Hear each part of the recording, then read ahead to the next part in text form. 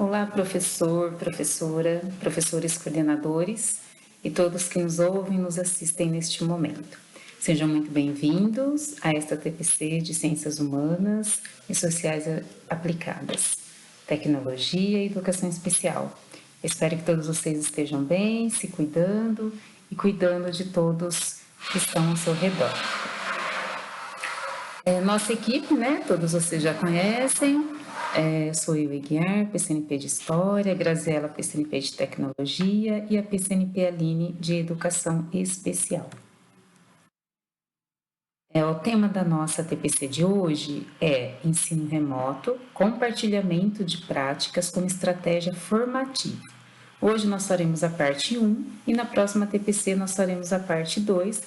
Mais para frente eu explico direitinho para vocês, ok? Os objetivos da nossa TPC serão realizar o feedback das avaliações e atividades da TPC do dia 15/9, relembrar o percurso formativo realizado na TPC do dia 15/9, compartilhar práticas de professores e alunos neste período de ensino remoto e discutir sobre os setembros amarelo, azul e verde. Aprender alguns sinais de Libras, que é a língua brasileira de sinais.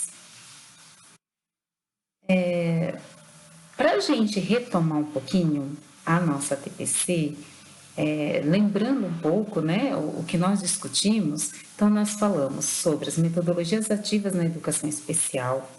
Nós demos para vocês, né, a PCNP e Graziela fez o passo a passo para realizar uma atividade gamificada a partir de uma habilidade do terceiro bimestre do material de apoio ao professor de São Paulo Faz Escola.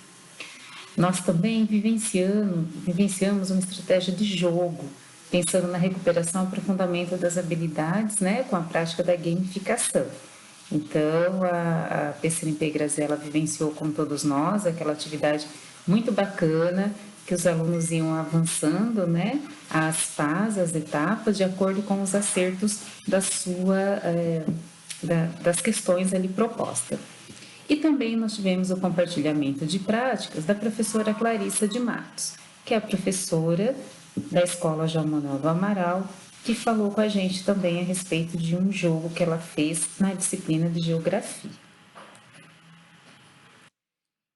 E aí nós temos aqui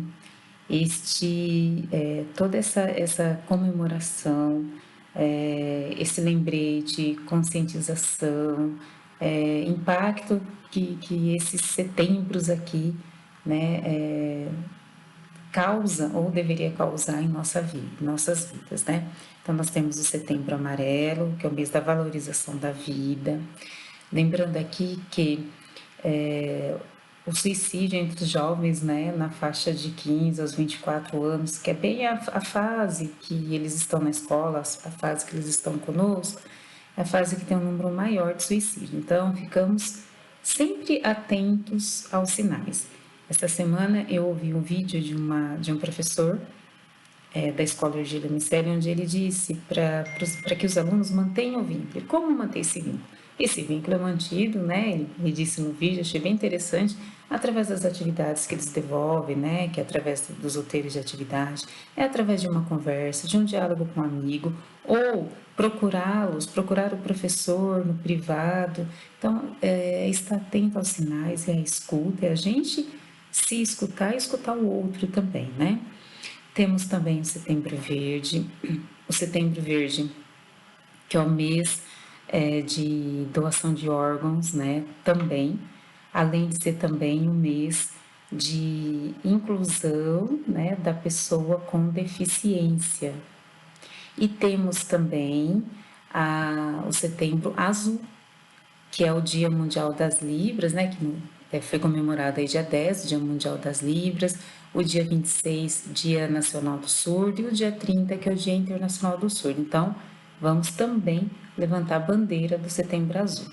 Mas, para conversar um pouquinho mais conosco sobre esses setembros, nós teremos a participação da PCNP Aline. a qual convidou um garotinho muito especial que vocês vão se apaixonar por ele, que vai falar também um pouquinho conosco. E vai ser uma conversa muito gostosa, muito interessante. Vocês vão gostar muito, eu tenho certeza. Além do mais, iremos também aprender alguns sinais da Libras, né? Que a PCNP Aline também irá convidar, né? Convidou um professor para que nos ajudasse a entender um pouco mais, a aprender um pouco mais desses sinais. Então, hoje nós teremos, nossa TPC será dividida em 2 momentos. Quais momentos serão esses? O primeiro momento, nós vamos discutir sobre o ensino remoto, compartilhamento de práticas por professores e alunos como estratégia formativa. Por que professor e aluno? Porque esse primeiro momento aqui, ele partiu da ideia, na verdade ele partiu a partir das avaliações e devolutivas que vocês nos fizeram em relação às atividades. Então, nós podemos perceber que vocês falaram bastante para que a gente pudesse dar exemplos de atividades para trabalhar nesse ensino remoto. Vocês falaram bastante em relação à busca ativa e engajamento dos alunos. Então, eu gostaria, assim, de lembrar algumas coisas. Desde o início, né, das nossas formações, aí do início da pandemia, todas as atividades que a gente discute aqui com vocês é pensando nesse período de ensino remoto, é pensando no engajamento dos alunos. E reforçamos a cada TPC, olha, é só um exemplo, vocês podem adaptar, pode adequar ou fazer da maneira que vocês acham que está surtindo mais efeito, que está sendo mais eficiente, né? Mas eu acho importante também a gente não só ficar falando, né? Mas a gente trazer pessoas que, a sua maneira, de posse de instrumentos, né? Que eles têm em casa, que tem possibilidade de lançar mão na escola, do jeitinho deles eles estão conseguindo, né? Estão fazendo esse engajamento e essas atividades remotas da melhor maneira possível. Então, quando vocês trazem para a gente em relação à busca ativa, então na busca ativa nós temos 2 momentos. Temos esse momento da busca ativa, que é um combinado entre vocês, entre professor coordenador, equipe gestora, é todos, né? É um trabalho em comum, é uma união, né? Uma colaboração entre toda a equipe para fazer essa busca ativa. Quando, após feita essa busca ativa, ou junto com essa busca ativa, nós temos um outro ponto importante, que é o engajamento dos alunos. E mais importante ainda, como mantê-los engajados. Como eu vou manter meu aluno engajado? Então, eu preciso procurar meios para que eu consiga deixá-los sempre próximo, para que eles não se dispersem das atividades remotas que nós estamos oferecendo a eles. Então, nós já discutimos, né, algumas atividades, por exemplo, as atividades síncronas, assíncronas, nós discutimos sobre os roteiros de atividade, como a gente pode oferecer roteiros que sejam mais atrativos, que envolvam mais os alunos, que despertem um pouco mais de interesse. Nós já discutimos em como valorizar nas devolutivas, né, no feedback, que nós tivemos aqui a participação de um professor também, professor Felipe, da Escola Maria Isabel, professor de Geografia, falando como ele faz esse feedback e se em algum momento esse feedback não está mais interessante a estratégia que eu estou usando, então eu vou mudar de estratégia. Então, foram muitas possibilidades, né? A metodologia ativa, quantas coisas interessantes que tem na metodologia ativa. E não é só o uso das tecnologias que está dentro da metodologia ativa.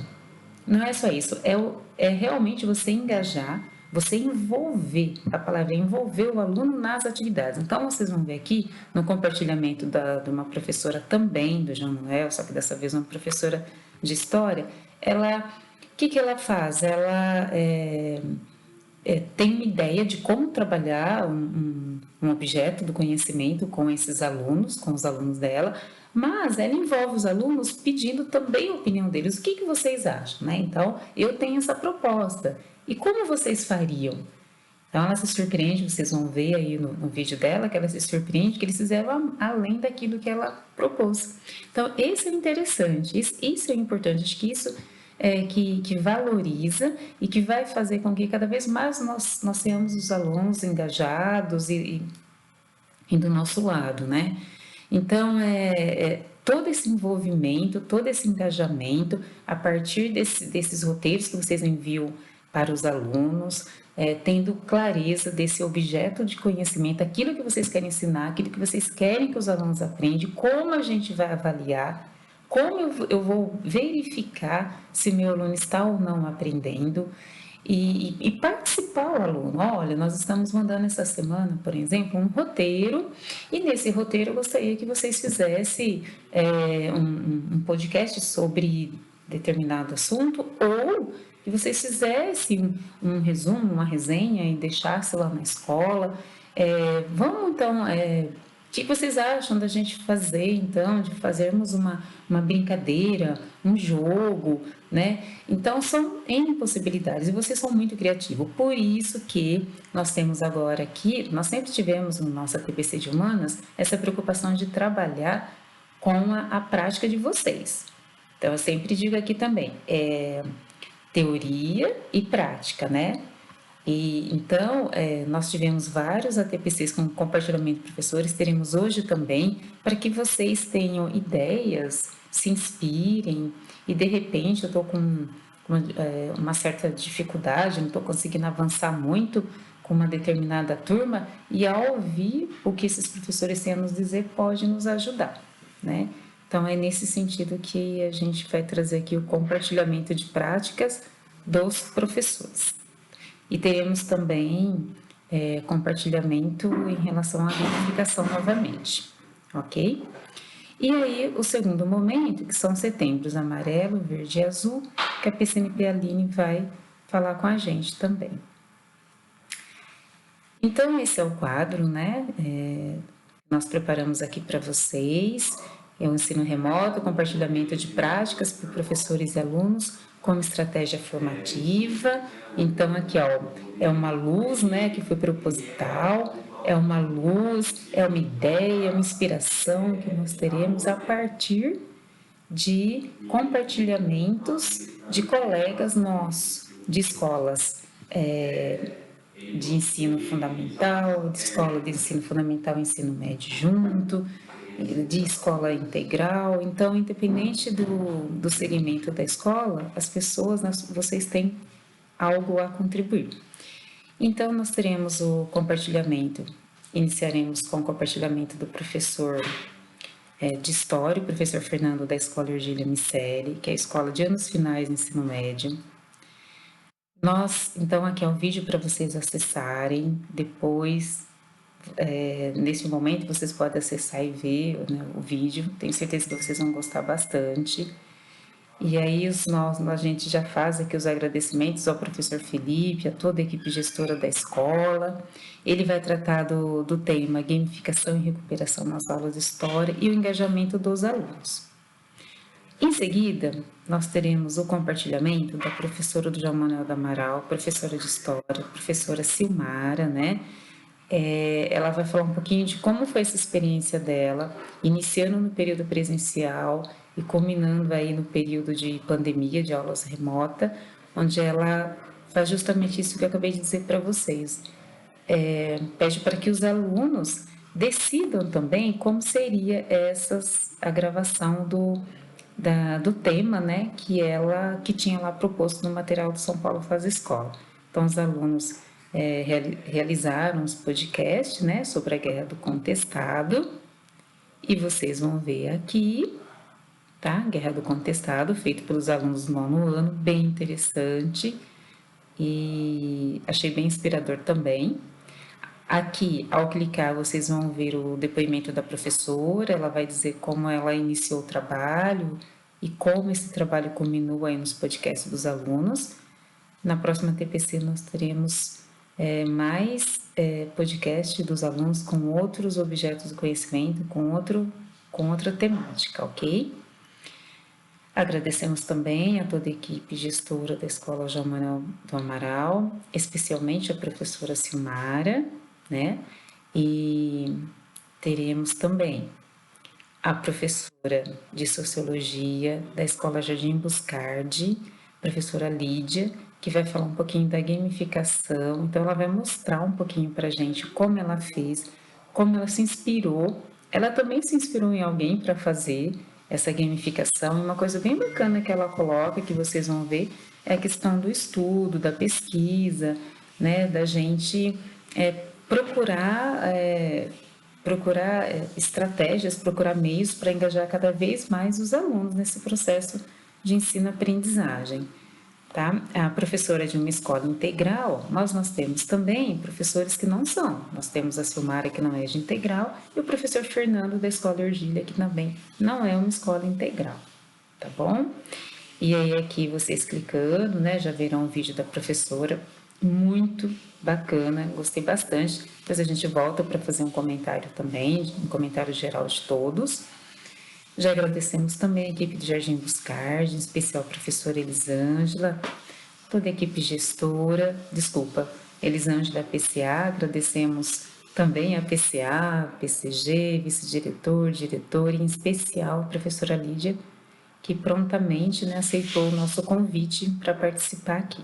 E o convite estende a todos vocês. Na próxima TPC nós teremos outros professores dando continuidade, também falando de outras temáticas, ok? Muito obrigada, professora Lídia.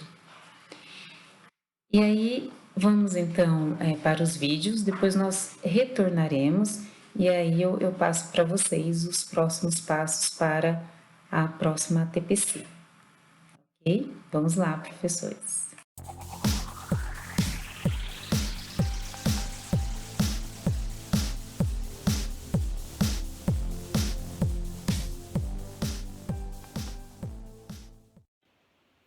Olá pessoal, tudo bem? Meu nome é Fernando Pisoni, eu atuo em duas escolas atualmente, uma na professor Ergília Micelli e em outra na escola professora de Norá Gomes. Eu atuo como professor de Geografia e da disciplina Eletivas. Eu estou aqui hoje porque a PCNP Guiar pediu para eu vir aqui falar sobre a minha experiência com gamificação. Então, eu vou falar como eu entrei nesse ramo e talvez dar até algumas dicas para vocês. Não sei se tem alguém que já trabalhe com isso ou não na rede, mas eu vou tentar ajudar quem quiser ser ajudado, certo? Então, a minha experiência com gamificação começou quando minha irmã ingressou no mestrado na UFSCar no ano de 2013. Ela ingressou no mestrado e aí algumas vezes eu acompanhava ela até a Federal de São Carlos. E um dia o orientador dela pediu para ela fazer um jogo de inglês para as pessoas, aumentar o vocabulário, para saber tempo verbal, enfim, para ajudar as pessoas a estudarem a língua. E aí acabou que eu entrei participando como na elaboração do conteúdo do jogo. E aí nós fomos fazendo a elaboração do conteúdo do jogo e passávamos para um outro grupo que colocava na plataforma. Então o jogo a gente foi coletando vocabulários, verbos e depois a gente escrevia sentenças com lacunas. E aí depois quem jogasse ficou uma pista de corrida, né? E os carrinhos andavam, você pega um carrinho e um avatar e você anda e aí a palavra que vem em cada faixa da pista você pega a palavra certa para preencher a lacuna da sentença. E assim você vai aprendendo o vocabulário, certo? No segundo momento, ele pediu para que minha irmã fizesse um jogo que veio ser a dissertação de mestrado dela, o Universo Atlantis. Nesse jogo, eu não participei da elaboração do conteúdo, mas eu participei no quê? Na parte de testagem e de tabulação de dados, certo? Então, depois que foi feito toda a elaboração do conteúdo, que ela passou para o pessoal da computação, para eles poderem colocar na plataforma, e o jogo ficou pronto, nós fomos fazer a testagem. A testagem foi feita em 2 escolas, certo? E esse jogo foi feito, é um jogo de bioquímica, e ele foi feito para o ensino médio, para os 3 anos do ensino médio. Aí nós testamos num primeiro ano do ensino médio e num terceiro ano do ensino médio. Então, no primeiro ano do ensino médio, nós fizemos um teste diagnóstico para ver o que ele sabia antes de aplicar o jogo.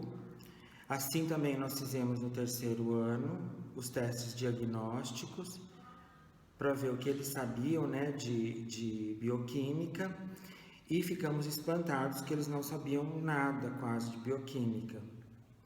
Aí então nós dividimos ambas as salas em 2, porque eram muitos alunos, então não dá assim para você trabalhar com muitos alunos na gamificação ao mesmo tempo. Por quê? Porque o professor ele tem que estar ativo junto com os alunos. Então eu aconselho vocês a dividirem a turma em 2, em 2 pelo menos, para vocês terem mais comunicação com os alunos, né? Ter mais conectividade com os alunos.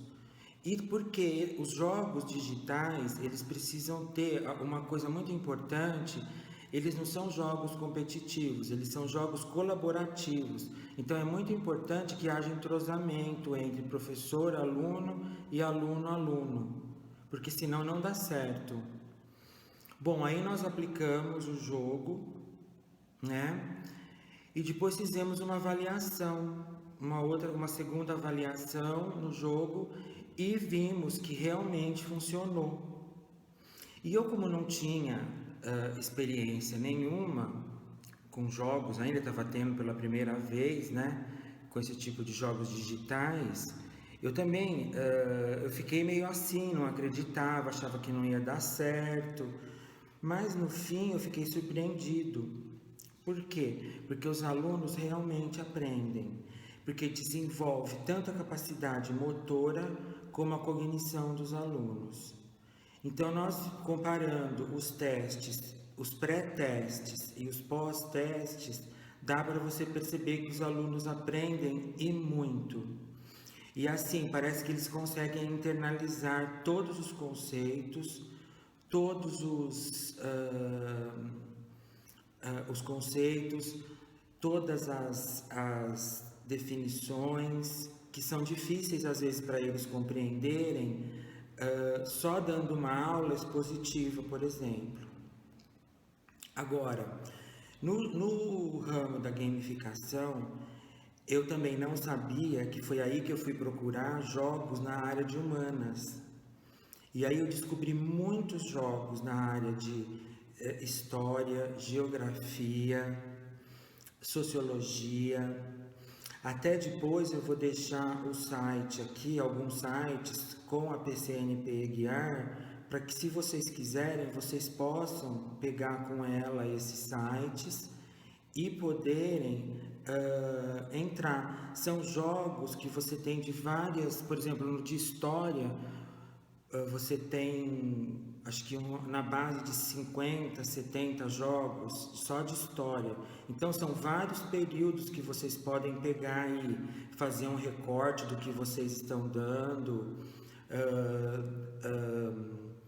aplicar os jogos. Agora, o jogo, ele não substitui o professor. Não adianta você querer entrar na sala de aula e dar só o jogo e achar que os alunos vão aprender com isso. Não. Você tem que dar os conceitos, passar para os alunos e depois para você dar uma maior segurança para os alunos, retificar o que você falou, você pode dar um jogo. Eu, por exemplo, agora, eu sempre, nas minhas aulas, eu deixo um momento para jogo. Sempre eu pego um jogo, depois que eu expus a matéria, né? Eu pego um jogo relativo àquela matéria e exponho para os alunos e jogo com os alunos. Aí eles têm maior apreensão dos conceitos, eles têm maior cognição e entrosamento. Alunos que talvez que fossem mais sérios se tornam mais amigáveis. Então o jogo ele não trabalha só o conhecimento, né? Ele trabalha outras coisas também, coordenação motora, né? E é importante também lembrar que o jogo ele não é competitivo, ele é colaborativo, né? Então vocês, na hora que vocês estão dando o jogo, antes de vocês dar o jogo, vocês avisem os alunos. Não tem quem ganha, não tem uma vitória, entendeu? Quem ganha são todos, o que? Conhecimento, né? Então eu aconselho vocês a darem os jogos. Eu vou deixar com a PCNP guiar alguns sites para que vocês possam entrar principalmente de humanas, que é a nossa área, né? De história, de geografia. Vocês podem entrar lá, pegar os sites, ver o que vocês estão dando, pegar um jogo dessa matéria e apresentar para os alunos, certo? E depois vocês podem até fazer uma testagem também com eles. Vocês podem ver se eles realmente aprenderam aquilo que foi dado, ou vocês podem ver antes, fazer um pré-teste depois, entendeu? Então tem várias maneiras aí de vocês trabalharem a gamificação. Eu era uma pessoa cética quanto à gamificação, eu não acreditava, né? Mas no fim, hoje eu acabei sendo fã da gamificação, porque eu acho que realmente ela ajuda e muito.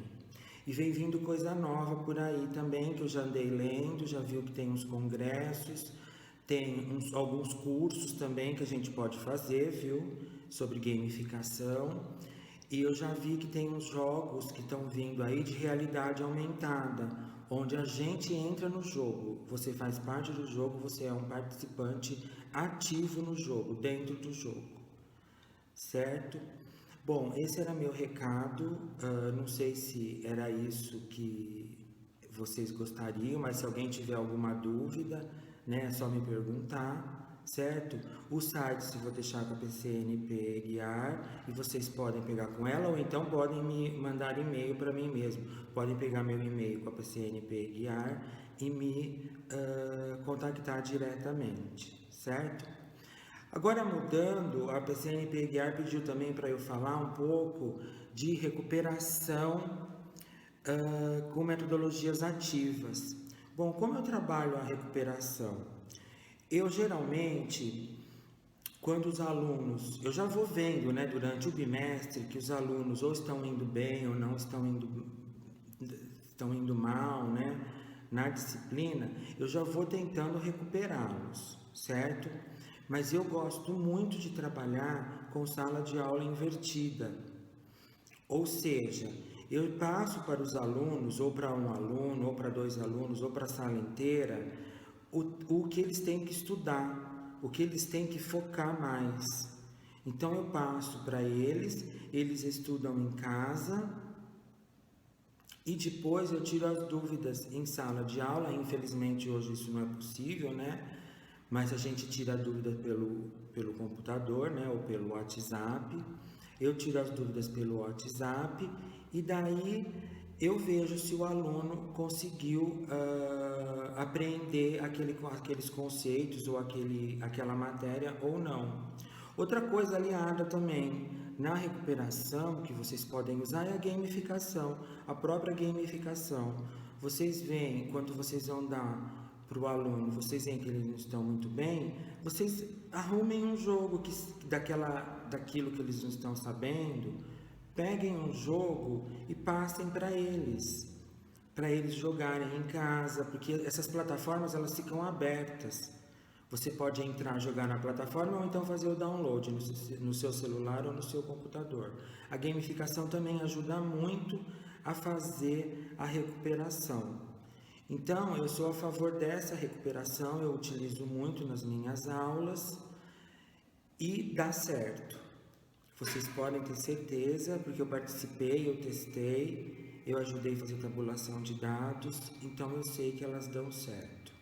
No mais é isso, estou à disposição de todos, certo? Se alguém precisar de alguma dica, de alguma coisa com relação à gamificação, é só me procurar, certo? E tenham todos uma boa semana de trabalho. Obrigado.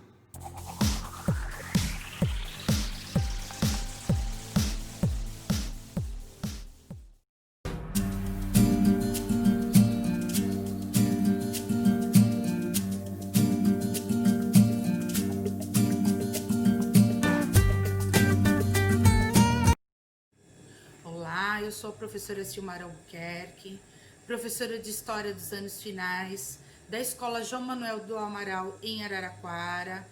Realizei com os alunos um trabalho no formato podcast. Ainda nas aulas presenciais, eles foram divididos em grupos e ficou a critério deles como utilizar essa tecnologia. Foi dado como sugestão que eles poderiam colocar uma imagem de fundo, porém, eles foram além disso. Nas aulas não presenciais, já com o conteúdo do segundo bimestre, que se encaixava melhor nessa atividade, fizemos reuniões no Google Meet com todos os alunos para que começassem a executar o trabalho. Eles utilizaram diversas imagens, acrescentaram músicas e o trabalho foi satisfatório, superou as expectativas. Em relação à recuperação, ela ocorre contínua durante as aulas, através de vídeos, jogos, imagens.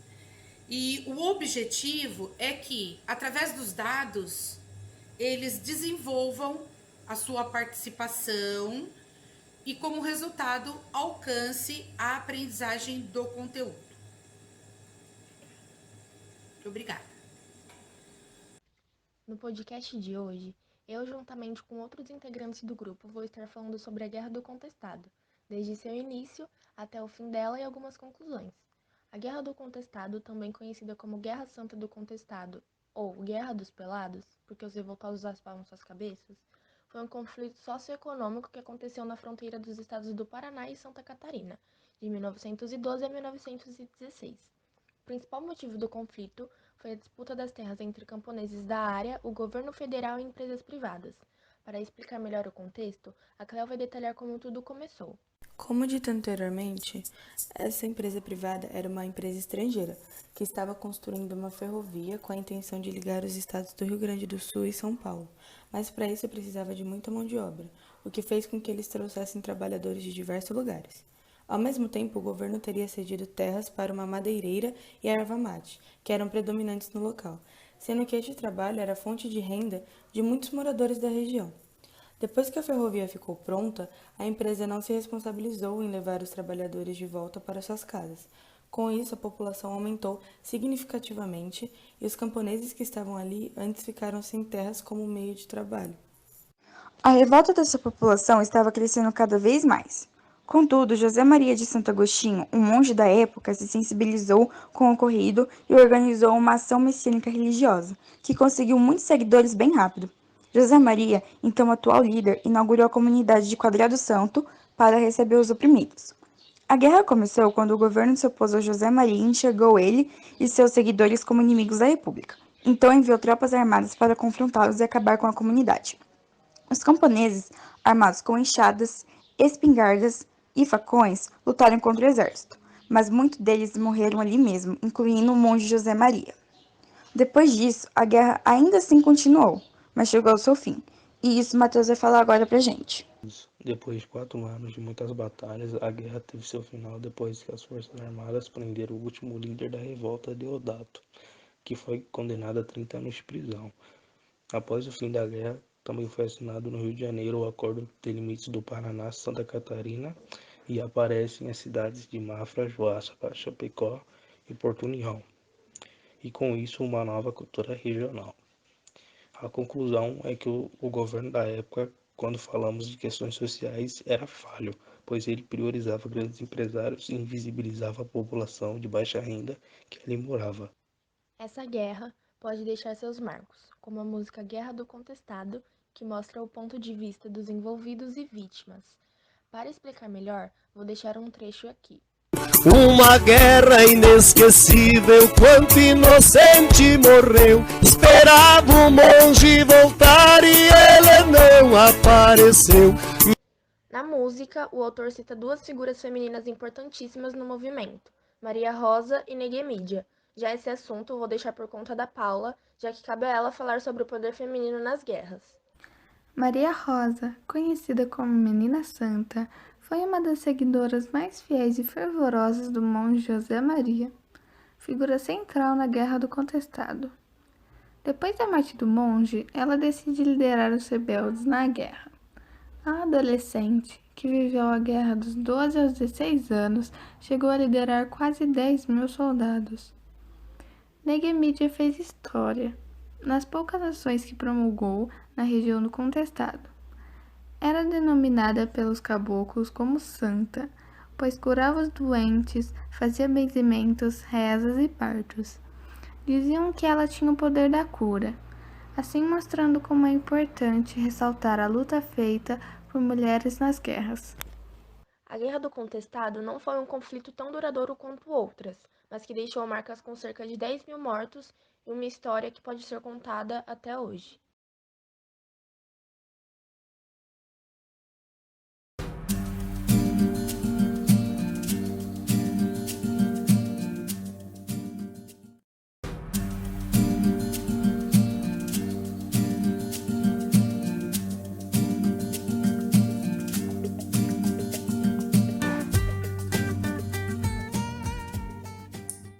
Olá, sou a professora Lídia Caixa, professora de Filosofia e Sociologia da Escola Estadual de Tempo Integral Jardim Buscardi, da cidade de Matão, pertencente à DE de Ensino de Araraquara.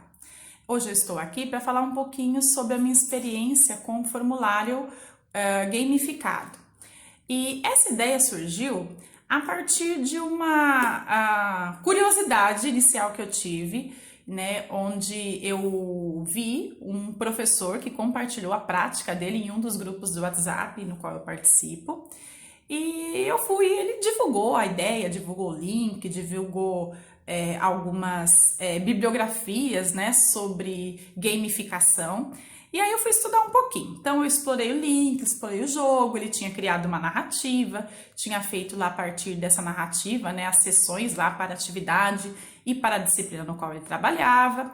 E aí eu pensei, eu acho que dá certo talvez fazer esse formulário para as disciplinas que eu leciono. Então, o conteúdo de ciência política ou introdução à filosofia política, eu já tinha o hábito de trabalhar com jogos, né? Mas de forma presencial. Então, eu utilizava jogos de tabuleiro, né? O Ludo, né? Ludo da Cidadania, que é um jogo que eu gostava de trabalhar com as primeiras séries, para falar sobre a divisão dos poderes. E aí eu fui estudar. Então, a princípio, eu fui estudar como que funciona um formulário gamificado, como é que trabalha com sessões, né? Porque você precisa aprender a criar as sessões e a orientar para que sessão o aluno vai de acordo com a resposta dele, se ele erra ou se ele acerta, para que sessão ele vai, se ele volta, se ele retorna, se ele avança no jogo, né? Então, a princípio, eu fui estudar isso. E aí eu estudei, né? Entendi como que funcionava essa parte. Aí eu criei a história, a narrativa, né, para envolver o aluno, para ele se sentir interessado.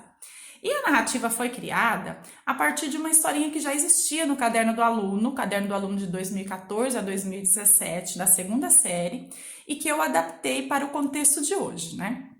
Então, basicamente, eu criei uma narrativa dentro de contexto que os alunos, juntamente com a sua turma, participariam de uma experiência, um teste, né, para a vacina da Covid-19. E nessa experiência, né, durante o voo acontece um acidente, o voo cai e só os alunos sobrevivem. Eles vão parar nessa ilha deserta e nessa ilha eles começam a brigar por alimentos, por abrigo, né, não chegam a um consenso, até que eles percebem que eles não vão ser resgatados de lá e eles têm a situação, um problema, como criar regras para conviver pacificamente.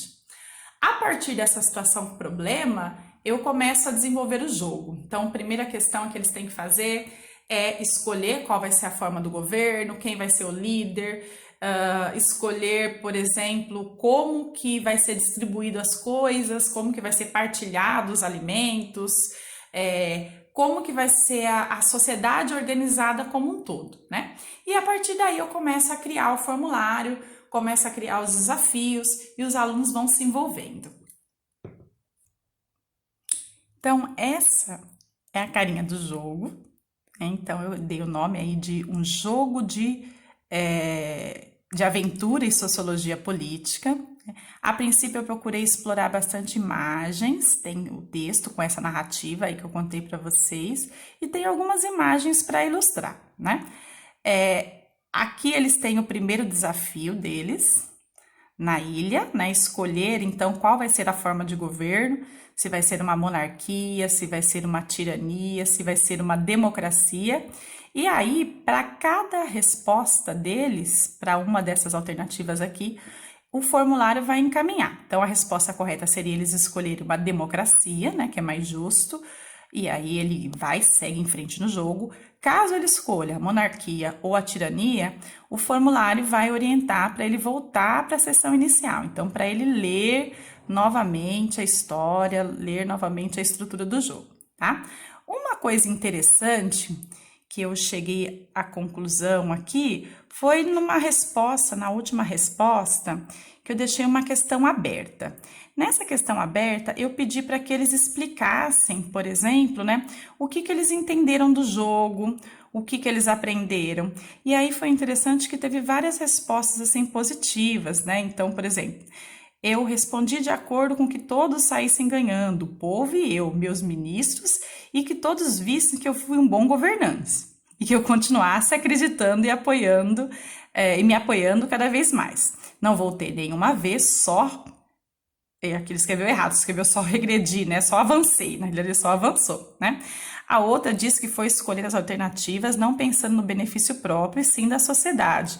E, enfim, né, gostei bastante da atividade, pude compreender melhor o conteúdo. Se você errar o jogo, faz você voltar, né? Então, foram alguns exemplos importantes aí que eu acho que dá para a gente ter um feedback da atividade. Então é isso, né?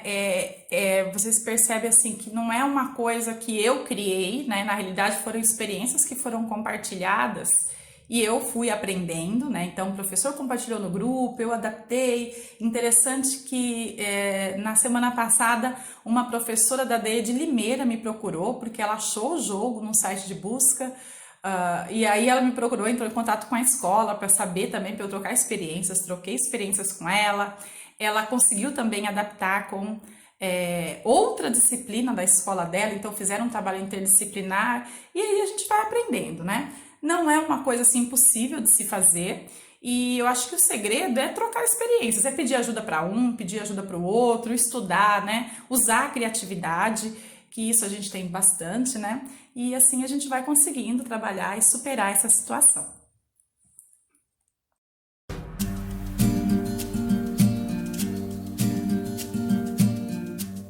Vamos retomar um pouquinho, né, o que os professores falaram. Nós aqui da equipe gostamos muito de todos os compartilhamentos, agradecemos imensamente. Então, nós tivemos aí o professor Fernando falando de toda a trajetória que ele teve ao participar da testagem do jogo. É bem interessante quando ele fala que ele usa esses jogos quando ele percebe que os alunos têm um pouco mais de dificuldade, principalmente para trabalhar a recuperação. Então, ele lança a mão dos jogos, que ele nos diz que é muito possível, né, trabalhar em sala de aula no conteúdo regular, quanto na recuperação, principalmente, né, na recuperação. Então, muito obrigada, professor Fernando. Foi bastante inspiradora a sua fala. Nós tivemos também a professora Silmara, né, onde ela, que já disse para vocês anteriormente, ela conta um pouquinho como é que foi esse processo de trabalho com os alunos, né, para trabalhar um tema sugerido pelo material de São Paulo Faz Escola, o que ela lançou mão aí para fazer. Ficou bem interessante o podcast dos alunos. Agradecemos também imensamente a professora Silmara e todos os alunos dos nonos anos. Muito interessante ver, né, a participação deles, a organização. É aquilo que eu disse para vocês, para a gente manter os nossos alunos engajados, envolvidos nas aulas, a gente precisa dar tarefa para eles. A gente precisa sugerir, oferecer e pedir para que eles decidam. E foi a partir deles que surgiu coisas de bem diferente, né, além daquilo que a professora Silmara ofereceu. E quando os alunos falam, quando os alunos trabalham, o resultado é muito satisfatório, né, tanto para nós e principalmente para eles, que vai gerar uma aprendizagem significativa. Isso é importante, né, aprendizagem significativa e com certeza ficará eles para sempre essa experiência e com certeza entenderão o conteúdo. Agradecimentos também, né, à professora Silmara e aqui à professora Lídia, de Sociologia e professora do ensino médio, falando com a gente também da gamificação, como ela conheceu a gamificação, que partiu dela toda essa vontade de estudar, de pesquisar para aplicar com os alunos. Aí ela nos mostrou o formulário, né, o Forms, achei muito bacana, onde os alunos puderam aprender um pouco mais sobre os 3 poderes, onde eles perceberam que eles precisariam trabalhar em equipe, né, diante de toda aquela narrativa que ela nos contou, do avião caindo, e que eles precisariam decidir a forma de governo. Muito bom, muito produtivo. Na verdade, tenho certeza que foi produtiva essa atividade em sala, e eu aconselho vocês a colocarem em prática aí, que acho que vai ser bem interessante. Na TPC passada nós tivemos a Graziela, né, fazendo também uma simulação de gamificação conosco, a partir do tema aí do 6º ano, né, de uma situação de aprendizagem 6º ano, e agora nós temos uma de Sociologia com a professora Lídia aqui, que belíssimamente nos apresentou.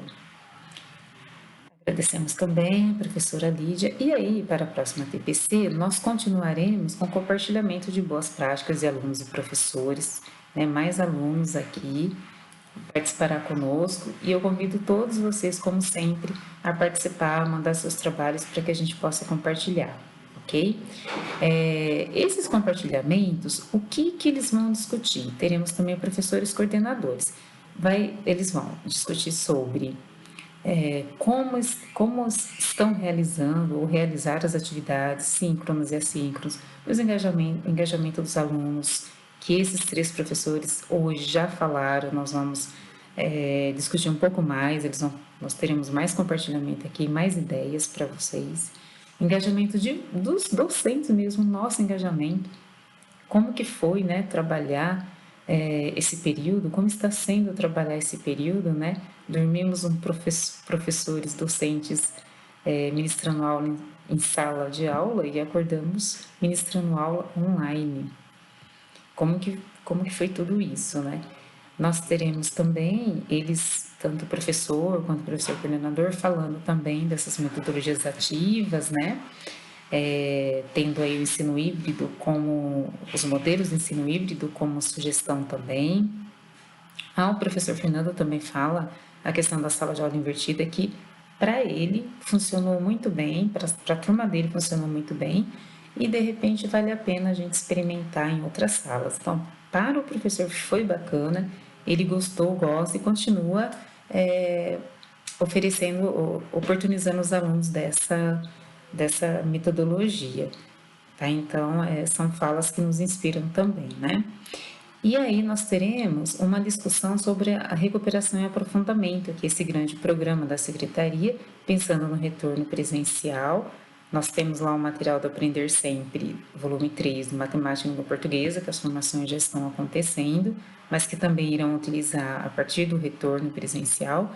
E nós temos agora o nosso material também, né? Que é o documento orientador, que traz um exemplo, um modelo de atividades com as habilidades de suporte, habilidades essenciais, e aí nós vamos discutir um pouquinho na próxima TPC, ok?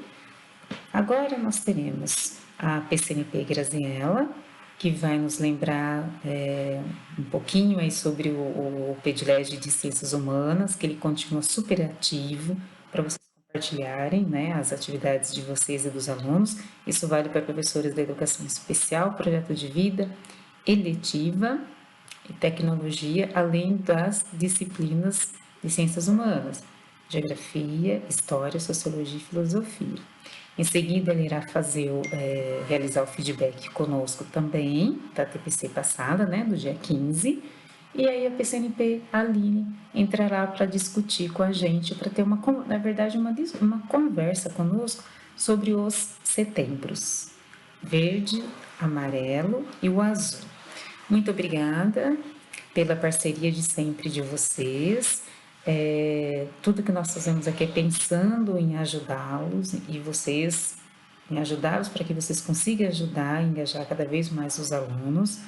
Se sintam muito queridos por todos nós, se sintam abraçados por todos nós. Foi muito bom estar com vocês nessa TPC, a Aline dará continuidade agora. E até a próxima. Um grande abraço, ótimo dia de trabalho e ótima semana também.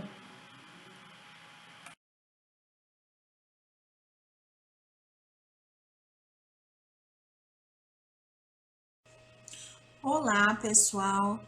É um prazer tê-los e é um prazer participar novamente do nosso ATPC de Ciências Humanas e Sociais aplicadas, Tecnologia e Educação Especial. Eu gostaria, primeiramente, de iniciar nosso ATPC só retomando o nosso Padlet colaborativo, pois vocês possuem muitas práticas legais, só que eu acho que vocês esquecem de alimentar o nosso Padlet. Seria interessante que vocês incluíssem as atividades de vocês para que todos tenham acesso e divulguem o trabalho que é tão merecido, vocês se esforçam tanto. E é muito legal essa troca de experiência entre vocês.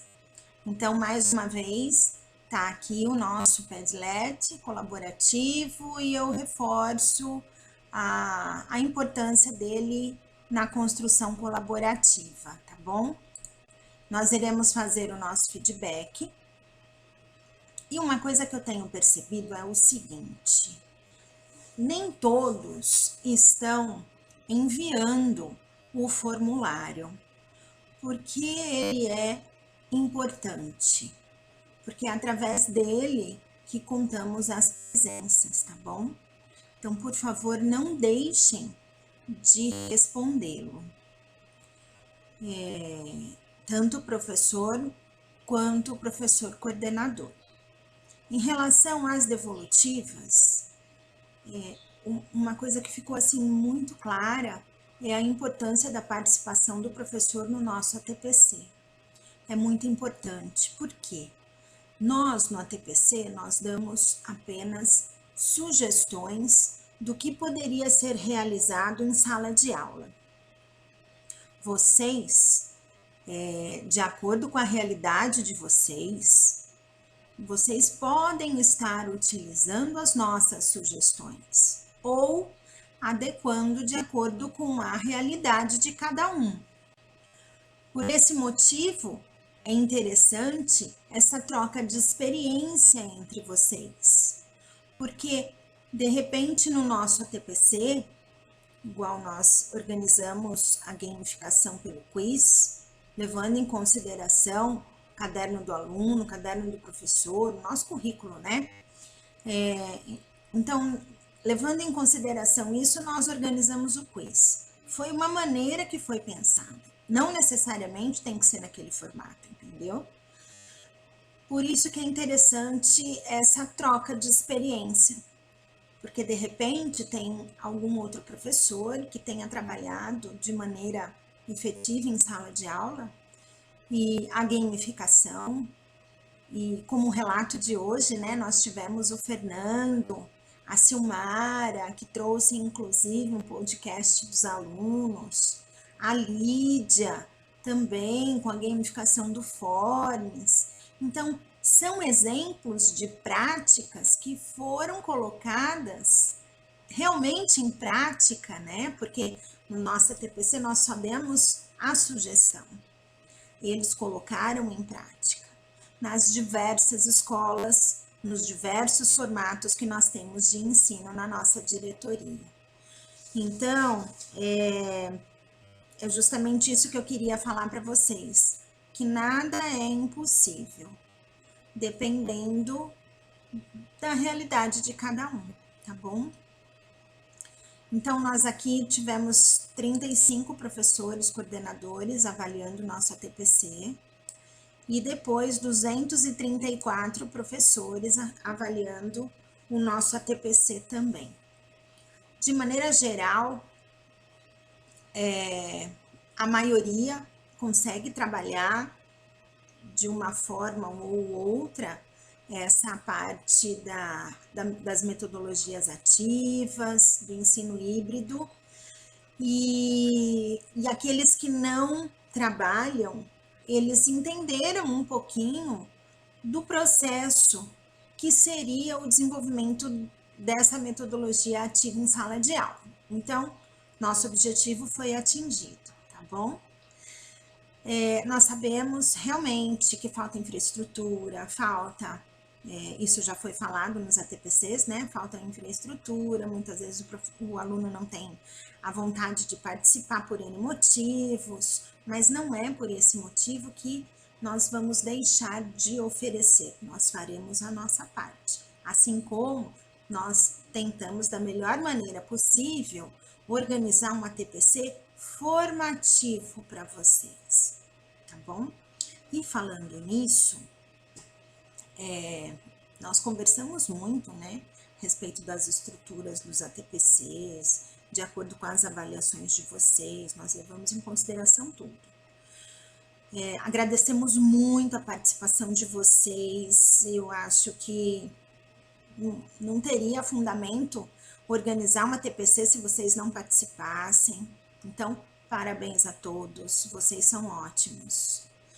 E pensando nisso, pensando na participação de cada um, em outubro nós vamos organizar um vídeo juntando todas as práticas, ou todos os relatos, ou todos os diários de bordo de vocês, juntamente com as fotos de cada um. Porque nós sabemos sim que esse período de distanciamento, ele nos afasta, né, do outro, e o nosso objetivo não é isso, o nosso objetivo é tê-los conosco. Então, nós gostaríamos que vocês, quem puder, tirasse um print do diário de bordo de vocês, do que mais chamou a atenção nesse período que nós iniciamos esses ATPCs, desde o dia 5/5 até agora. Então, que vocês tirassem pelo menos um print de uma dos relatos de vocês, dos diários de bordo, nos enviassem e enviassem juntamente com uma foto de vocês, ou a foto da equipe de ciências humanas da escola. Lembrando que são todos os professores que realizam as ATPCs de ciências humanas. E que vocês mandem para nós, porque é uma maneira da gente senti-los próximos, tá bom? Então, eu conto com a colaboração de vocês. Hoje, o formato do nosso ATPC foi um pouquinho diferente. Nosso feedback veio após a apresentação das boas práticas dos professores, justamente para que vocês entendam que nada é impossível, tá bom? Então, mais uma vez, agradeço pela participação de todos, é muito bom poder estar aqui com vocês. Então, um beijo grande a todos e um ótimo trabalho.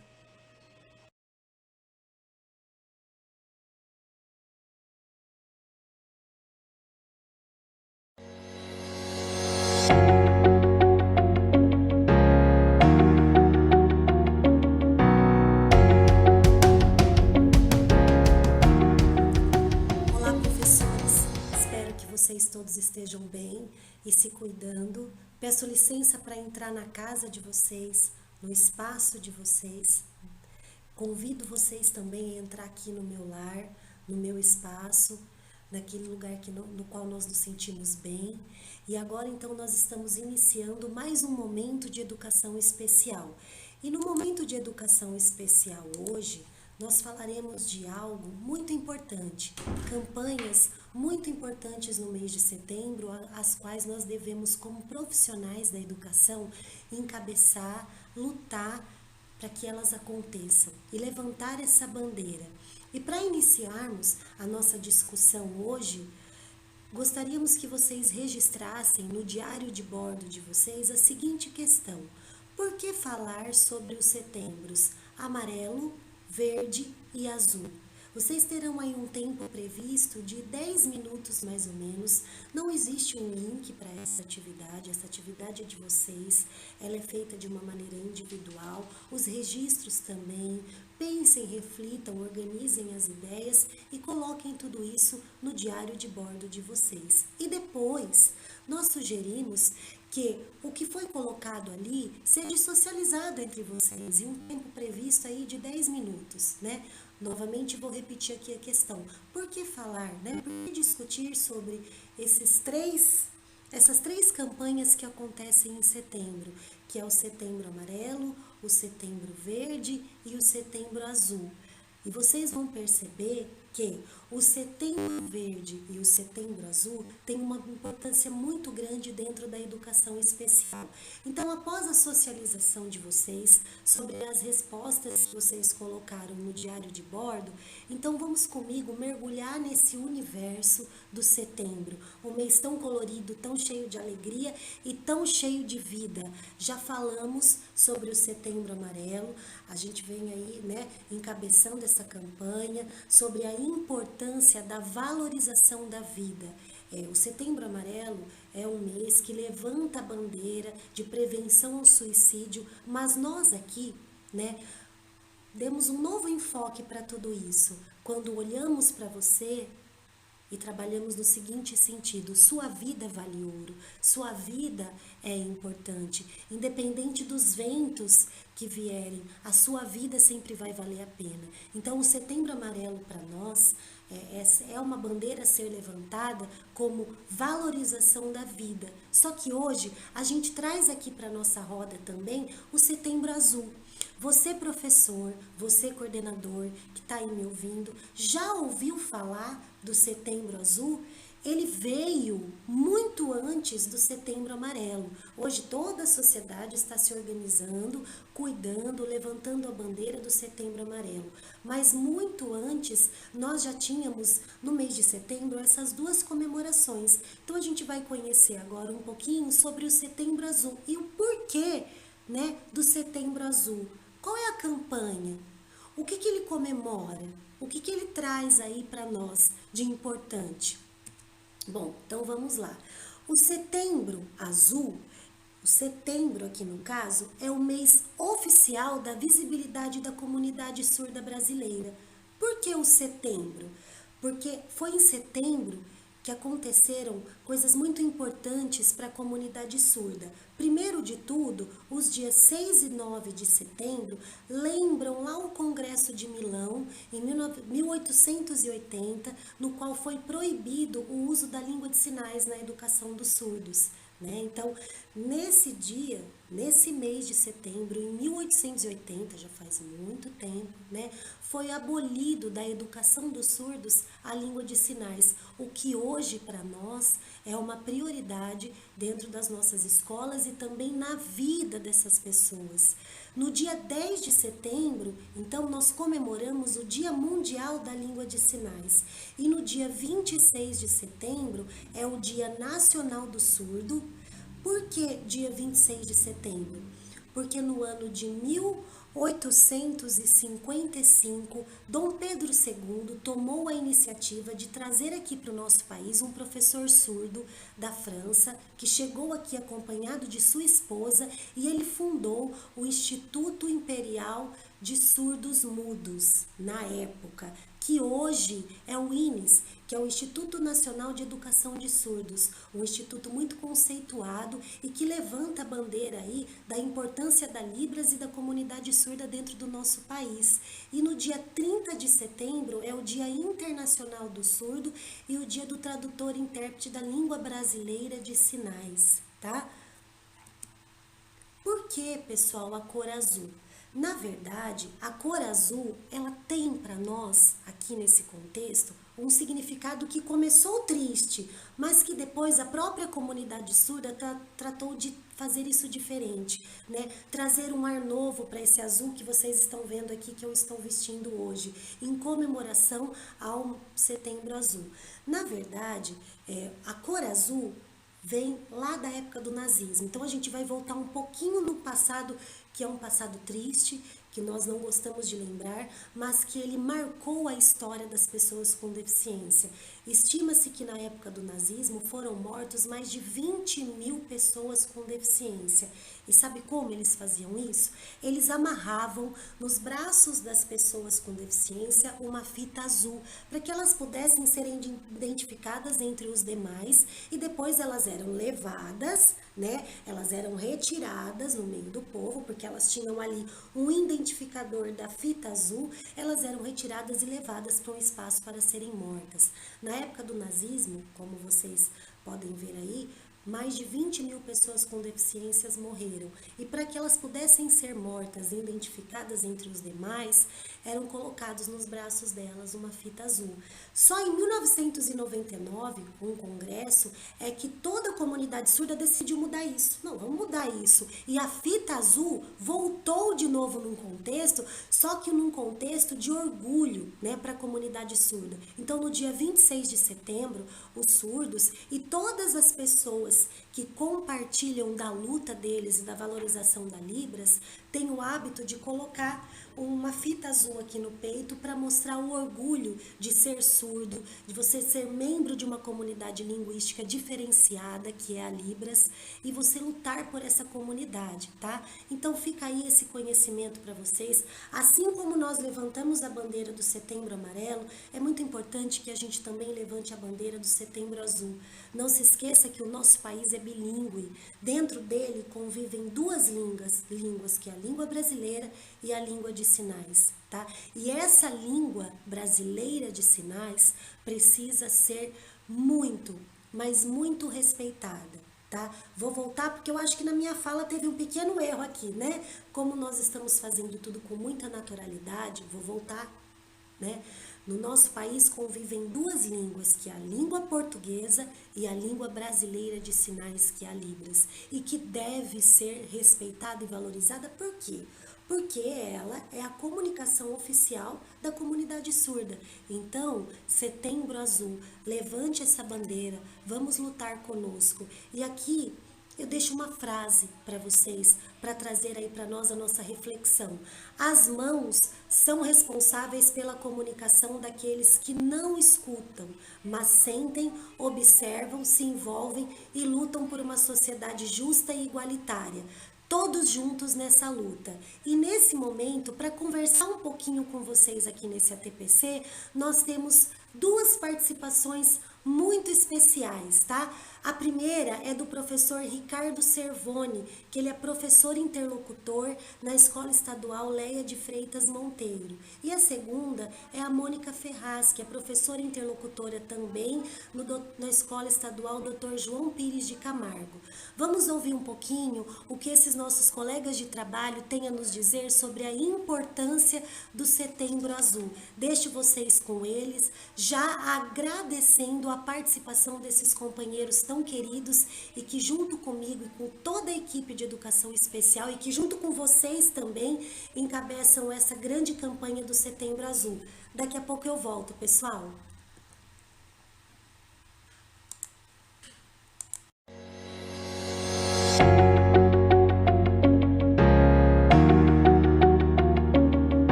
Olá, meu nome é Ricardo Ricardo Serpone, sou professor e interlocutor de Libras e quero agradecer primeiramente o convite da professora Aline Grossiari, que é PCNP de Educação Especial aqui da Diretoria de Ensino de Araraquara. E o motivo pelo qual eu estou aqui hoje é para falar um pouquinho com vocês sobre o Setembro Azul. Dia 26 de setembro é comemorado o Dia do Surdo aqui no Brasil. Dia 30 de setembro é comemorado o Dia do Surdo no mundo. Aí você vai me questionar, Ricardo, por que dia 26 aqui no Brasil? Bom, para explicar isso, eu tenho que me remeter à questão histórica.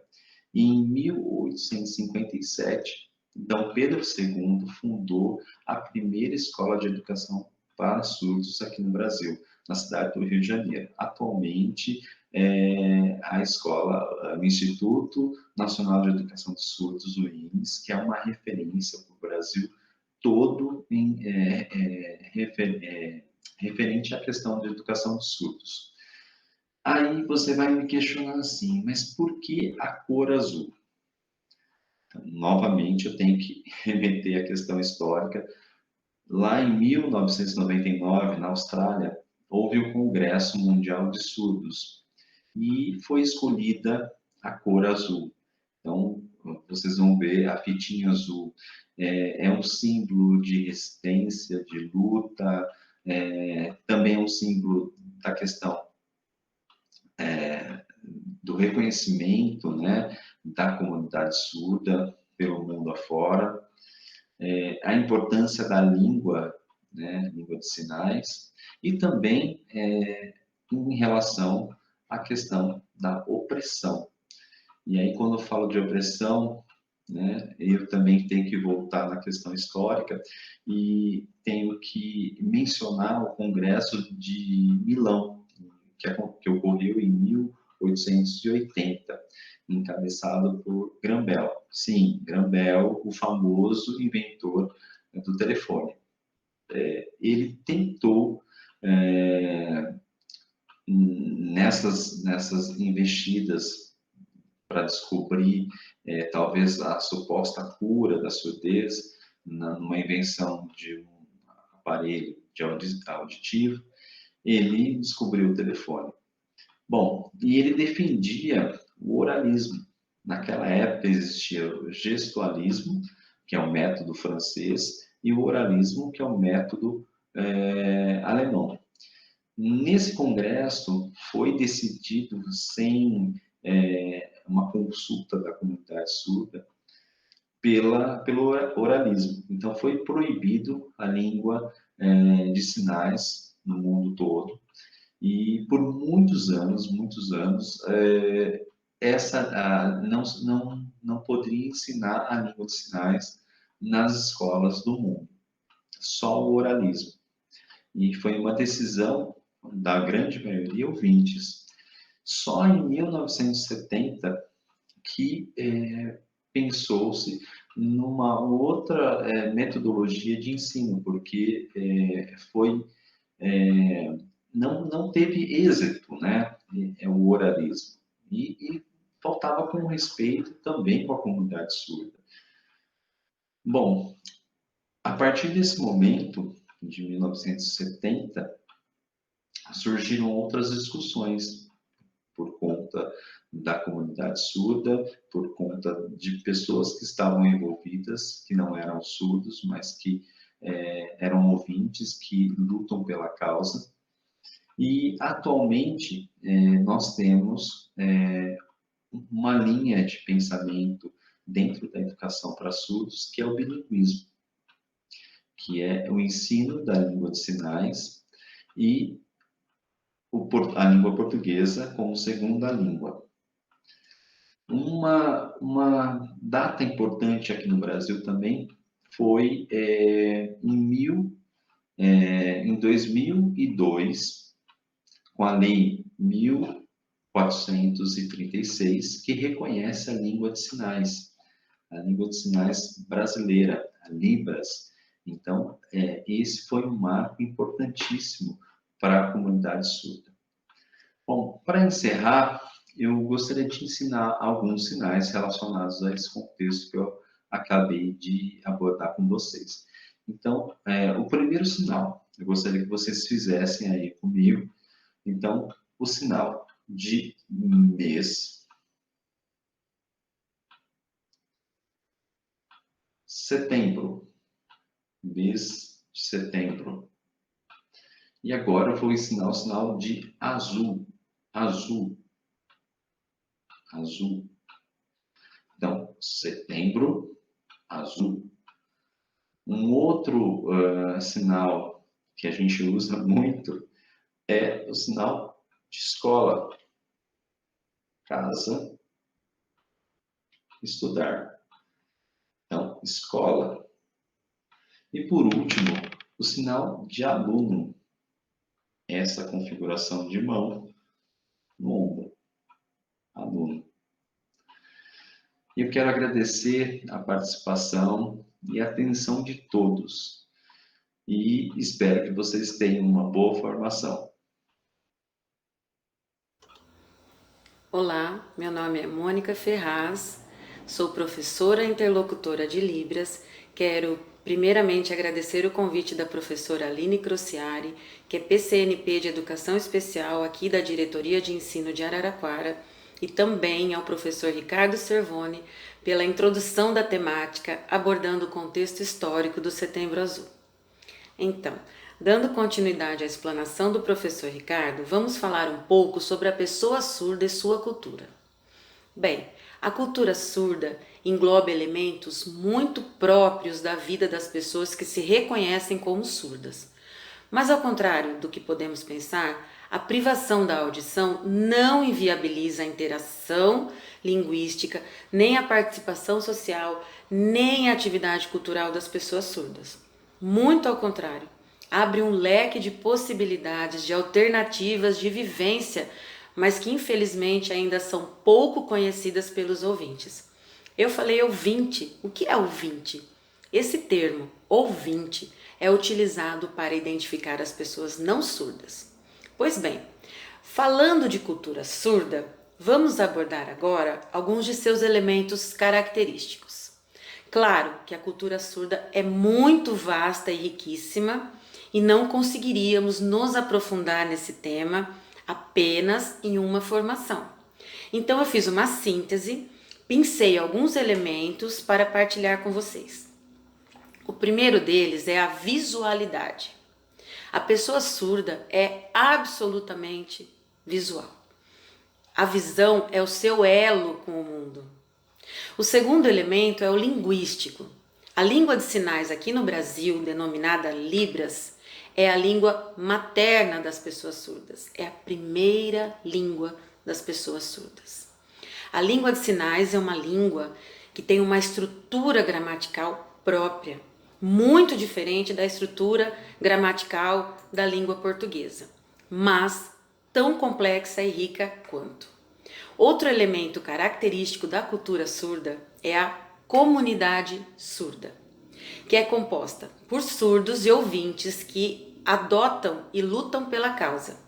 Podemos incluir aqui nós, professores, os familiares, os intérpretes, os amigos, enfim, todos aqueles que se identifiquem com esse propósito. Nós também podemos citar 2 elementos da cultura surda, que são eles, as associações e as organizações. Essas instituições têm a função de representar a identidade surda. São elas que oferecem ao surdo, inicialmente, a possibilidade de aprender a língua de sinais, posteriormente, de se aprofundar nesse conhecimento. São essas associações e organizações também que abraçam de forma ampla e efetiva a luta do direito, a luta pelo reconhecimento do direito do surdo. Bom, num aspecto mais individual, nós temos a utilização do sinal, que é um traço importantíssimo da cultura surda. Mas como assim sinal? Que sinal? É assim, para se referir a uma pessoa, o surdo faz uso de um sinal que leva em consideração uma característica marcante dessa pessoa e que dentro da comunidade surda se torna uma espécie de identidade dessa pessoa. Então, por exemplo, o meu sinal é este. Vou repetir. Este.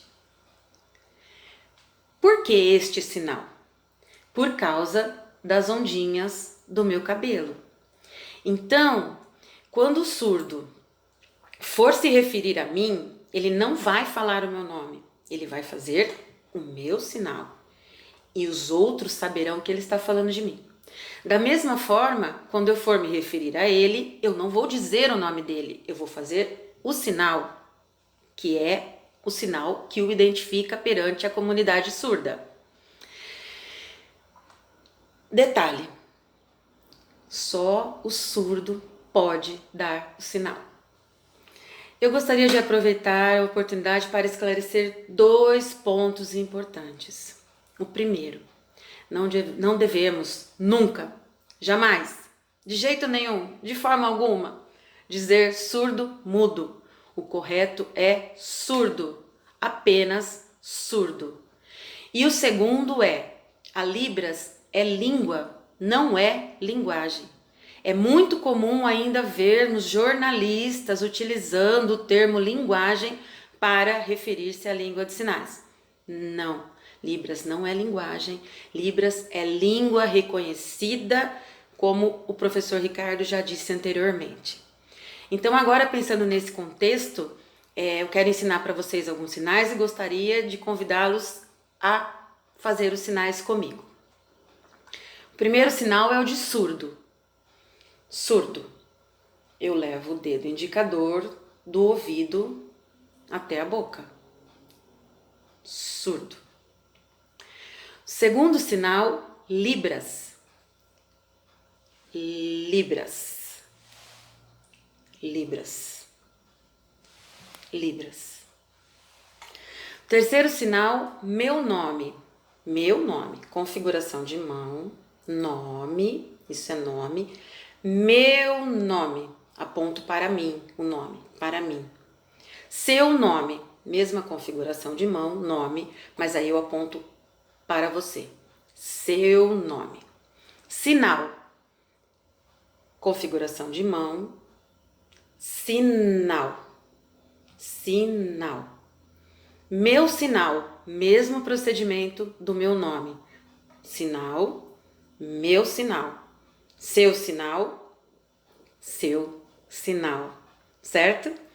E para finalizar, eu gostaria de salientar que essa luta não é apenas das pessoas surdas ou com deficiência, essa luta também é nossa, não apenas por sermos professores, mas principalmente por sermos seres humanos com valores que nos fazem querer buscar uma sociedade mais justa, mais igualitária, sem preconceito, sem discriminação, principalmente com respeito às diversidades.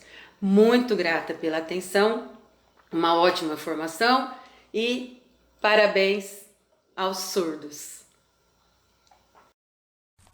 Muito obrigado, Ricardo. Muito obrigado, Mônica. Vocês abrilhantaram aí nossa TPC de hoje, trazendo os novos conhecimentos para os nossos professores.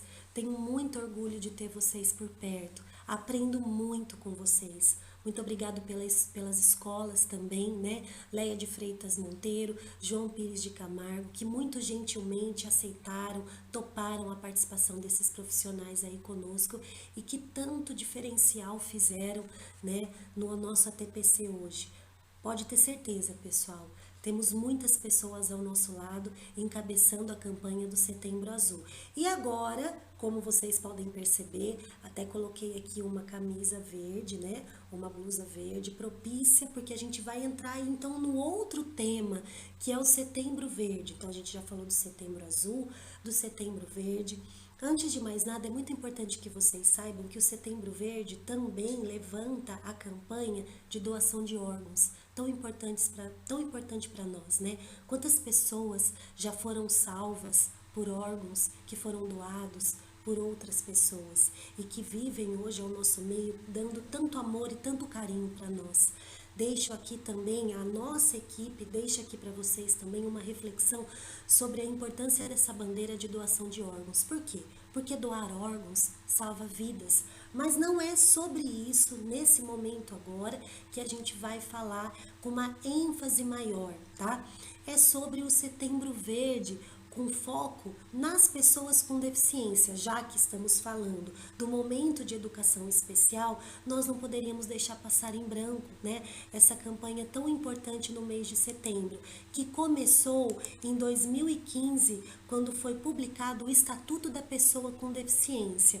Então vamos olhar agora com carinho aqui e entender que setembro é o mês oficial da luta pela inclusão social das pessoas com deficiência. E por que setembro? Porque no dia 21 de setembro é o Dia Nacional da Luta pelos Direitos da Pessoa com Deficiência. E por que a cor verde, né? Dia 21 de setembro, pessoal, é o Dia da Árvore. Nós temos também em setembro a chegada da primavera, e o verde é a cor da esperança, a esperança de dias melhores, a esperança para essas pessoas de uma sociedade que inclui, de uma sociedade que dá a todos o direito de todos, que trabalha com os direitos iguais.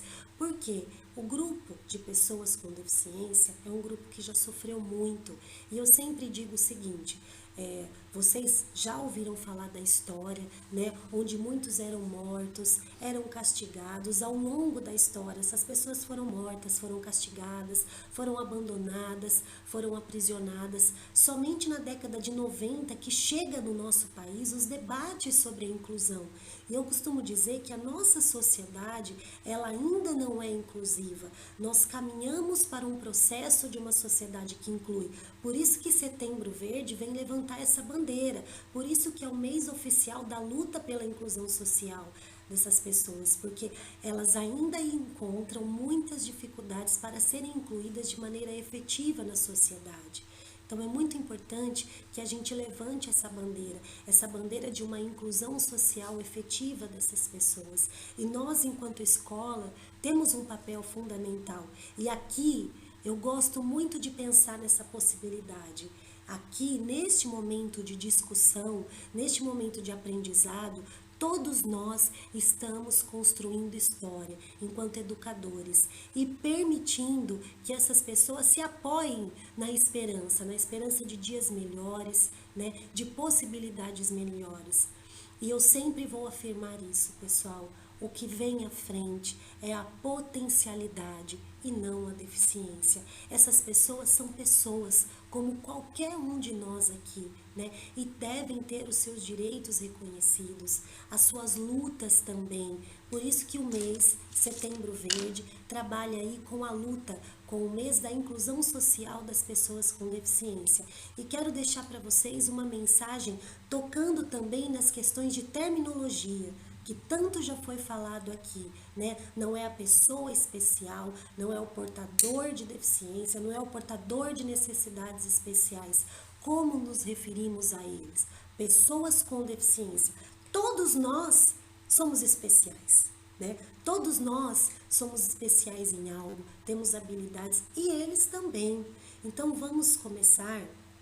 Vou tocar nesse ponto de novo, né? E até peço desculpas se estou sendo repetitiva, mas é que eu ainda percebo nas nossas falas que a terminologia, ela se mantém. Ela é algo que parece que está arraigada na gente, sabe? Arraigada assim. É necessidade especial, portador. Nasceu o filho da minha vizinha.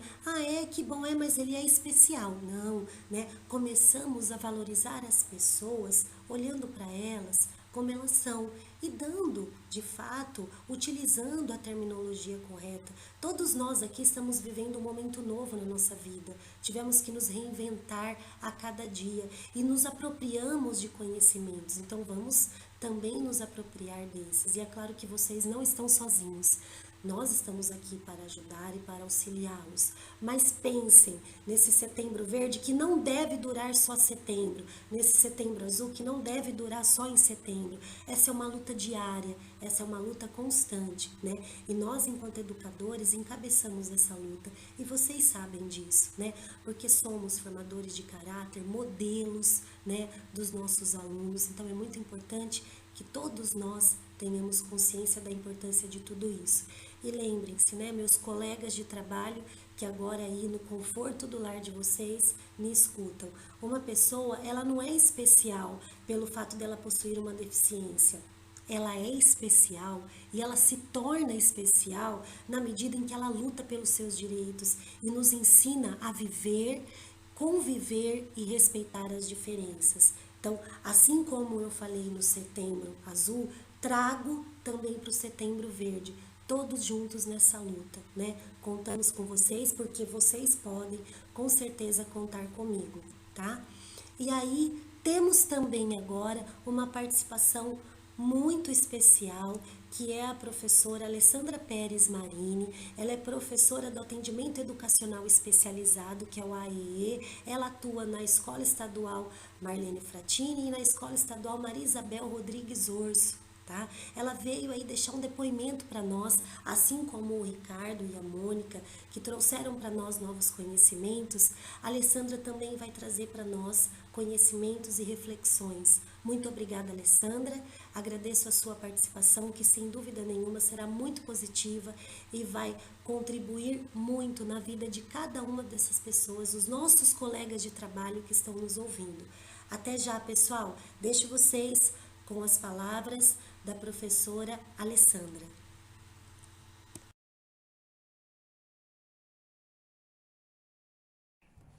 Olá, eu sou a professora Alessandra, trabalho com a educação especial no Maria Isabel Rodrigues Orso e no Marlene Fratini. Ambos trabalham com deficiência intelectual em sala de recursos e hoje a gente veio falar um pouquinho sobre o Setembro Verde, tá? Que é o mês oficial da luta pela inclusão social da pessoa com deficiência. Por que setembro, né? Porque verde, porque é o mês. Por que verde? Porque é esperança. A cor verde nos traz esperança. Então a gente comemora dia 21. Dia 21, que é a chegada da primavera, né? Que a gente vem aí com esperança de dias melhores para essas pessoas que tanto lutam pelos seus direitos, que tanto lutam por uma sociedade mais justa, para a garantia dos seus direitos e de uma sociedade inclusiva, de uma sociedade que inclua a todos, né? Então a gente vem aí com isso, com essa esperança, né? E nós temos que conscientizar a população da inclusão social da pessoa com deficiência. Esse seria o primeiro passo para a gente construir uma sociedade de fato, para a gente construir uma sociedade mais justa, uma sociedade inclusiva. Então eu venho com esse recadinho para a gente pensar um pouquinho na inclusão, né? Na sociedade, incluir essas pessoas na sociedade, incluir essas pessoas na vida, que sempre são deixadas tanto de lado, né? E nós, como professores, muitas vezes somos o modelo que nossos alunos têm no dia a dia. Então, as nossas atitudes é o que eles têm, é o que eles levam para a vida. Então, pensando nisso, nós somos modelos de vida para eles. Então, vamos lutar com eles e pensando na inclusão social, né? Então, eu venho com esse recadinho, eu venho nesse mês de setembro, que é esse mês oficial da luta pela inclusão social, e vamos lá. Muito obrigada, professora Alessandra. Suas palavras foram muito importantes, trouxeram grandes reflexões para os nossos colegas de trabalho, né? Para os nossos amigos que estão nos ouvindo e que com certeza levantarão conosco também a bandeira do Setembro Verde, tá? Quero agradecer às escolas, né, professora Maria Isabel Rodrigues Orso e também professora Marlene Fratini, que tão gentilmente, né, colaboraram conosco neste trabalho e aí permitiram a participação da professora, e foram muito gentis e amigáveis em todo esse processo. Muito obrigado mesmo, todos juntos somos mais fortes, somos parceiros e estamos aí nessa luta, tá? Bom, vocês, para finalizar então as nossas reflexões sobre Setembro Verde, sobre Setembro Azul, quero trazer alguém muito especial aqui para conversar com vocês hoje. Vocês se lembram que lá atrás, quando eu falei de autismo, eu disse o seguinte para vocês, que a cada 54 crianças que nascem, uma é autista, e que se, né, esse número se manter, num futuro muito próximo, cada um de nós teremos em nossa família uma pessoa autista. E aí eu faço a seguinte pergunta: como é que ela será recebida?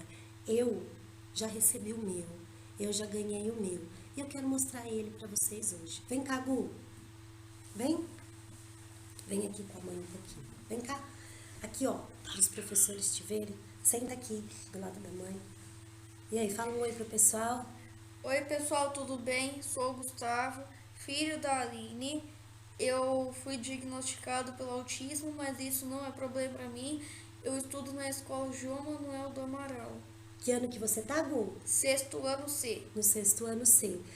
Fala um pouquinho pro pessoal o que você quer ser quando crescer. Qual é o seu sonho, Gu? Galera, o meu sonho é o seguinte. Esse sonho que eu quero, na verdade eu já sou, mas eu quero ser famoso. Eu quero ser um youtuber.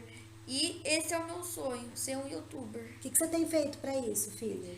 Eu tenho que estudar porque é importante. Porque eu acredito muito na minha mãe, ela é uma pessoa muito especial para mim. E eu sempre falo pro Gustavo, pessoal, o seguinte, ele tá aqui, né, Gu? E muitas vezes eu vejo ele se posicionando em relação ao ritmo de cada pessoa. Cada um tem seu tempo. E eu sempre falo isso para ele, nunca permita que as pessoas digam que você não pode, que você não é capaz. É claro que como mãe eu tenho minhas falhas, com certeza, né? A gente não acerta o tempo todo. Mas hoje, o meu movimento de trazer o Gu aqui, dele conversar um pouco com vocês, eu pensei muito, conversei com as meninas, né? Porque a gente fica um pouco com medo, porque as pessoas ainda têm um pouco de opiniões diferentes em relação a isso, no sentido de que isso é uma exposição. Pelo contrário, eu acho que a vinda do meu filho aqui hoje para conversar conosco, né, filho, significa uma luta, né? Por quê? Porque se eu acredito que isso é uma exposição, eu preciso ir lá dentro revisitar a minha concepção de deficiência, né? Eu acho que eu ter o Gustavo aqui, o Gustavo me ensina a cada dia, né? E uma das coisas que mais me fez crescer nesse momento, que foi no dia 14 de dezembro de 2019, nós descobrimos o diagnóstico. O diagnóstico demorou um pouco, por quê? Porque como é um autismo de nível 1, as características são muito amenas. Então, na passagem da infância para a adolescência, é que ficou muito claro para nós. E eu me lembro que quando eu peguei o diagnóstico em mãos, depois é claro que eu sempre desconfiei. E aí? É isso mesmo, Aline? Eu olhei para o horizonte, eu tive o meu momento, né, de pensar e de refletir sobre isso. E a primeira coisa que veio na minha cabeça, no meu coração, na minha mente é: e agora? Vamos ver se você dá conta de fazer, como mãe, tudo aquilo que você diz para os professores, para os pais, porque agora você vai ter a prática na sua casa, dentro da sua casa. Então hoje eu abro aqui o meu coração, trago aquilo que eu tenho de mais precioso. Meu filho está aqui, ele sabe disso, né? Conversamos, já negou várias vezes sobre essa questão do autismo como uma condição dele, como uma característica dele, que não o torna diferente de ninguém, né? Para que ele saiba o quanto ele é capaz. E o meu maior orgulho é ver ele comentando sobre isso com as pessoas, né? Numa roda de amigos, que às vezes falam que ele poderia, né, filho, ir mais rápido de bicicleta. Ele fala: não, eu tenho meu ritmo, esse é o meu tempo, a minha mãe me ensinou isso. Então isso para mim é um grande orgulho. E hoje eu quero abrir o meu coração, o meu espaço, a minha casa, a minha vida e dizer para vocês, né? Vamos levantar essa bandeira. Meu filho está aqui como sinal de uma luta estuda numa escola pública, um grande, mas eu acho que para mim não tem o que mais me orgulha é isso. É de eu poder pegar na mão de uma mãe que vai até a diretoria e falar, mas o seu filho está onde? Meu filho está numa escola pública. Eu luto por ela.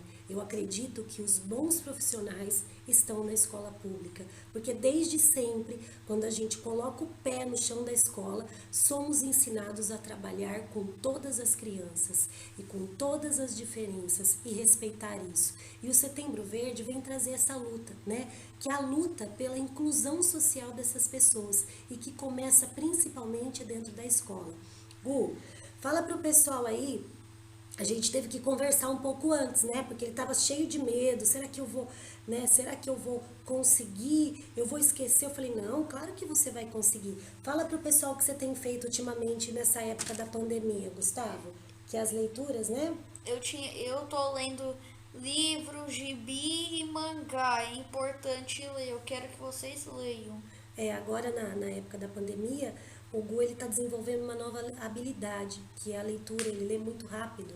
Ele tem lido aí em média 200 páginas por dia, né, filho?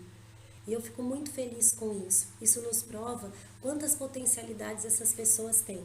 E aí, filho, só pra gente finalizar aqui, porque eu quero que depois você leia a frase, mas gostaria que vocês falassem, ontem a gente discutiu muito isso na aula do projeto de vida. Nós discutimos bastante isso.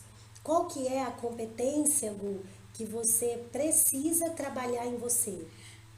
Pra mim é o foco, porque eu tô mais focada em videogame, celular, e eu preciso aprender a focar em outras coisas.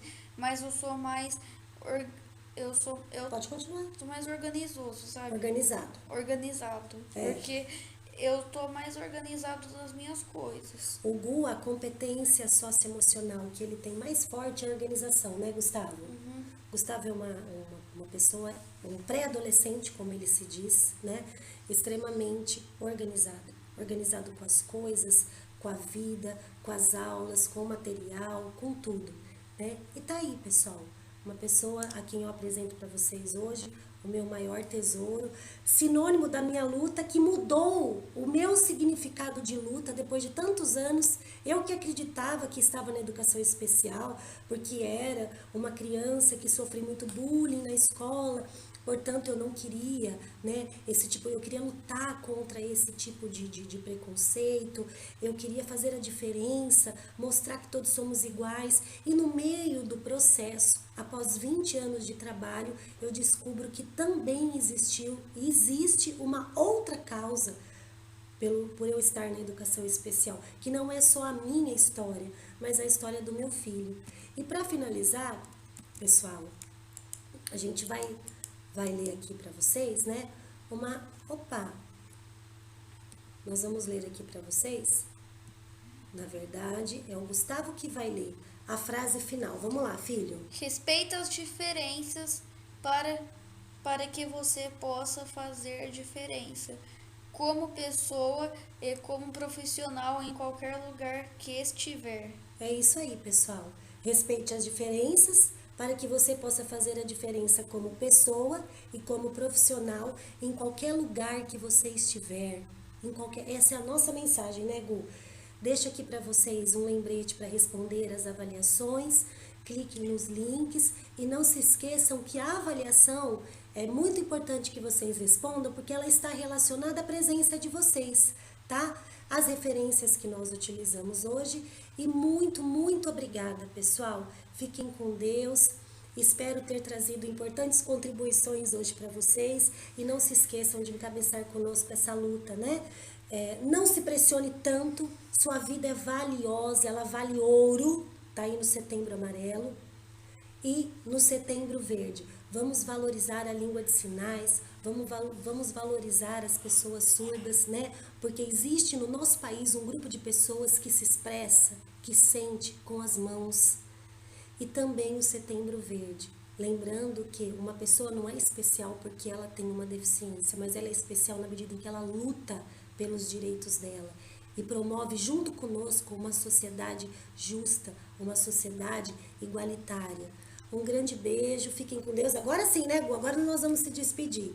Tchau, gente. Vocês têm que ler, essa é minha tarefa. Se vocês não lerem, vocês vão tirar nota vermelha. E eu não quero que vocês... Se vocês não querem tirar, escutam. Leiam porque é importante. Ó, eu estou de olho em você. Leitura é importante, hein, pessoal? Um grande beijo, fiquem com Deus e até breve. Tchau! Tchau!